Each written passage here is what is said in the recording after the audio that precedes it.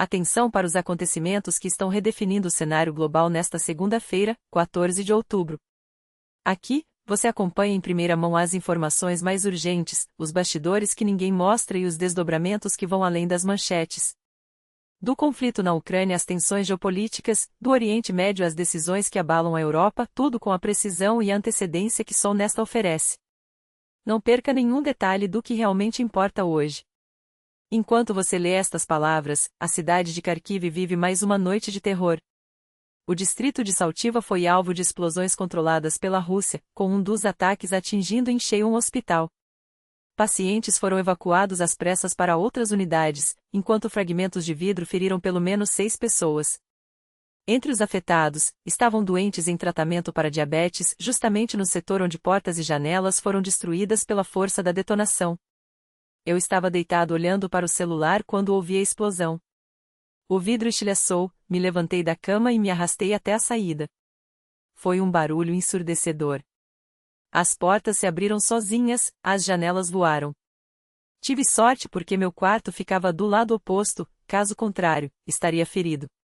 Mas foi apavorante, meu coração ainda dói, relatou uma testemunha. O prefeito Igor Terekov confirmou danos nas linhas de transmissão, deixando cerca de 30 mil famílias sem energia. Enquanto médicos avaliam os evacuados e bombeiros controlam incêndios, a região segue em alerta máximo, tropas russas avançam perto de Kopisk, e há registros de movimentação em pontos estratégicos das frentes de Donetsk e Zaporizhzhia. Mas os holofotes hoje também se voltam para uma reunião histórica em Sharm el-Sheikh.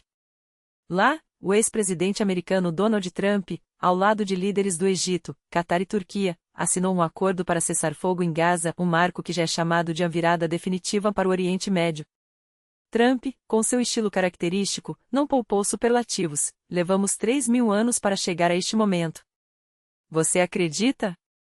E este acordo vai funcionar, vai funcionar. O documento, celebrado como um feito sem precedentes por Israel e Hamas, teria como próximo passo pressionar pela resolução do conflito na Ucrânia, abrindo caminho para a tão discutida solução de 2 estados. Apoiamos este plano porque ele cria o horizonte político necessário para implementar a solução de 2 estados, declarou um representante envolvido nas negociações. Porém, nem tudo são flores. A imprensa turca revelou que o presidente Recep Tayyip Erdogan ameaçou barrar a aterrissagem de Netanyahu no Egito caso ele aparecesse por lá, um detalhe que adiciona uma camada de tensão à suposta harmonia do acordo.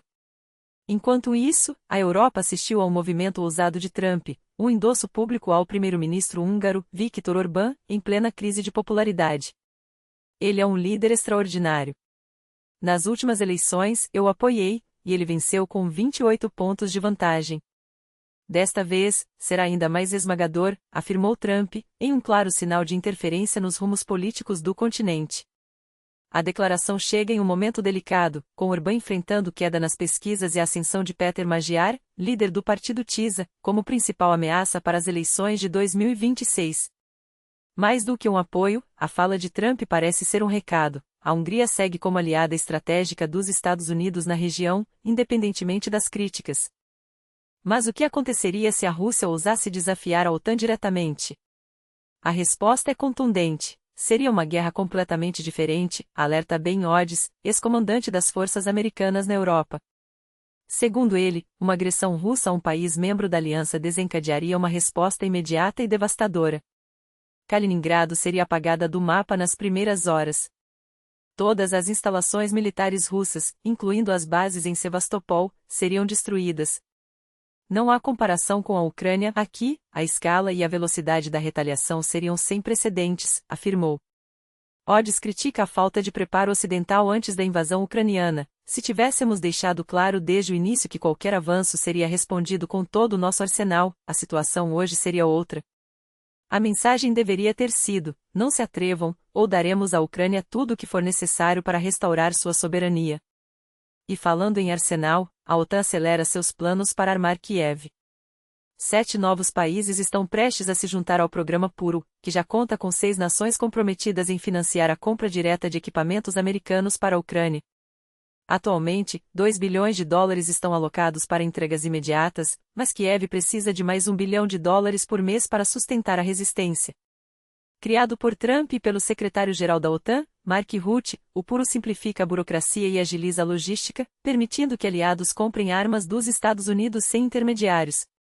Os termos de pagamento serão cobertos pelas reparações que a Rússia terá que pagar pelos danos causados, explicou Ivan Uess, economista do Instituto Nacional de Estudos Estratégicos da Ucrânia. Enquanto o mundo observa esses desdobramentos, uma pergunta permanece: até onde vai a paciência ocidental? Entre ameaças veladas, acordos frágeis e o espectro de uma guerra ampliada, uma coisa é certa: as próximas horas podem definir não apenas o destino da Ucrânia, mas o equilíbrio de poder global. E você está acompanhando tudo isso aqui, com a análise mais afiada e os fatos que outros não têm coragem de mostrar. Fique conosco, porque o que vem pela frente pode mudar tudo. Os números são brutais e revelam uma guerra que não se limita aos campos de batalha, mas se estende às planilhas econômicas com uma crueldade matemática. Até setembro de 2024, a Escola de Economia de Kiev estimava o custo dos danos infligidos à Ucrânia e à Rússia em 1,164 trilhão de dólares, uma cifra que, hoje, já beira os 1,5 trilhão. E aqui está o dilema que Moscou não pode ignorar: ou arca com essa conta estratosférica ou aceita o congelamento de 300 bilhões de dólares em ativos. A resposta? Nenhuma das duas. A Rússia não pagará um centavo em reparações, e essa recusa não é apenas um ato de desafio, é uma jogada calculada que arrasta a Ucrânia para um beco sem saída financeiro. Porque se Kiev não recebe compensação, tem o pretexto perfeito para deixar de pagar sua dívida com o Fundo Europeu de Investimento, FEI. E o FEI, por sua vez, ganha o direito de reter permanentemente os ativos congelados do Banco Central Russo. O resultado? Um triplo checkmate geoeconômico: a Rússia não recupera seu dinheiro, a Ucrânia não quita suas obrigações, e a União Europeia, apesar de perder 140 bilhões em créditos podres, mantém 300 bilhões em seu poder. Um jogo em que todos perdem, menos quem segurar as cartas até o fim. Enquanto essa partida de xadrez financeiro se desenrola, no fronte, a Ucrânia aposta tudo em mísseis de longo alcance e sistemas antiaéreos de última geração para conter a escalada dos bombardeios russos. Cada ataque aéreo, cada cidade sob fogo, é um lembrete de que esta guerra não é apenas por território, é por sobrevivência estratégica. E enquanto o mundo discute sanções e acordos, a vida real segue seu curso implacável. Um acidente ou um aviso? A colisão de dois trens na Eslováquia Oriental deixou dezenas de feridos e uma pergunta no ar: até onde a infraestrutura crítica da Europa está à mercê de falhas humanas ou de algo mais sinistro? Autoridades apontam para um erro do maquinista, que teria ignorado sinais de parada. Mas em um continente onde tensões geopolíticas transformam até incidentes cotidianos em potenciais casus belli, será que podemos nos dar ao luxo de acreditar em coincidências? Até o momento, milagrosamente, nenhuma morte foi confirmada, mas 7 pessoas lutam entre a vida e a morte, incluindo um funcionário da companhia ferroviária. As investigações seguem em curso, mas a cena já está montada: um sistema sobrecarregado, uma região instável e a sombra de uma guerra que não se limita às fronteiras ucranianas. Lukashenko e a arte do blefe geopolítico. Enquanto a Ucrânia sangra e a Europa treme, Alexander Lukashenko faz sua jogada. O ditador bielorrusso anunciou estar pronto para um grande acordo com Washington, condicionado a um único princípio: que os interesses de Minsk sejam tratados com a mesma prioridade que os dos Estados Unidos. Eles têm suas demandas, nós temos as nossas. Tudo deve ser justo, declarou, elogiando as propostas construtivas de Donald Trump, mas sem esquecer de lembrar que Belarus não é peão de ninguém. A mensagem é clara: Minsk não será um satélite de Moscou para sempre. Se Washington quiser conter a influência russa na Bielorrússia, terá que pagar o preço, seja em concessões econômicas, seja em reconhecimento político. E Lukashenko, mestre em equilibrar-se entre gigantes, sabe que este pode ser seu momento de virar o jogo. A guerra não espera. E você?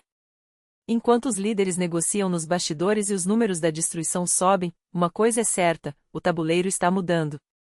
A Ucrânia resiste, a Rússia calcula cada movimento, e a Europa se vê diante de um dilema: até onde ceder sem perder tudo? Você está acompanhando cada virada desse conflito aqui, onde a análise vai além dos comunicados oficiais e mergulha no que realmente importa. Porque em um mundo onde uma colisão de trens pode ser um acidente ou um sinal de algo maior, um acordo entre ditadores pode redefinir alianças, e 1,5 trilhão de dólares podem decidir o futuro de uma nação, ficar informado não é uma escolha. É uma necessidade. Não desvie o olhar agora. O próximo movimento pode ser o que muda tudo. Compartilhe, comente, exija a verdade. Porque esta história ainda está sendo escrita e você faz parte dela. Até a próxima transmissão. Fique atento.